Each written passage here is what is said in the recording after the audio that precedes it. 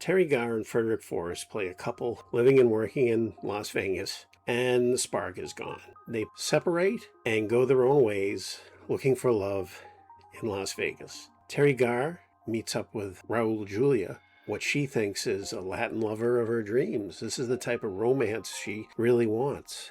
Terry Garr was a trained dancer, so her performance in the big dance scene is pretty impressive and unexpected. Frederick Forrest, always a co-star, never really a star, except for Hammett, which bombed big time, is perfect as the kind of lackluster American man who just wants his beer and television and come home to dinner. And he's not a terrible person. He's not a bad person, this character, but he's not enough for what Terry Garr's character wants. One from the Heart was a small script that Francis Coppola filled with neon and ballooned it into this massive mega musical that lost millions of dollars and destroyed Coppola's dreams of starting a new studio.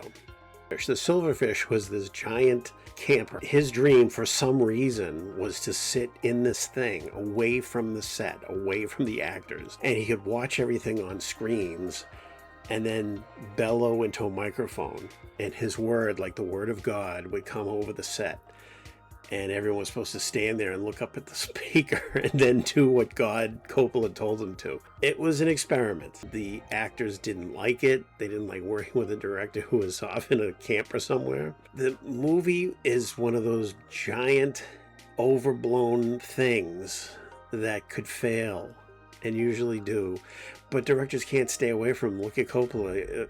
Apocalypse Now was the same way.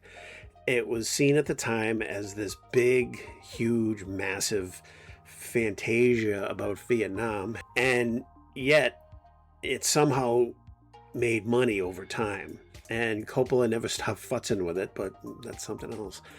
And then later, what did he do? He had millions upon millions of dollars, and he blew it all on Megalopolis. Coppola has what Orson Welles had, what all the great directors who end up in disastrous circumstances have. He has a massive vision. He wants to make movies that are like the way that Richard Wagner wanted to make operas. Huge spectacle. One from the Heart is, there's really not a lot talked about the plot, because the plot is just what I told you. These two spend a night wandering around and wondering if they want to leave each other or try to stick it out. I just find it mesmerizing.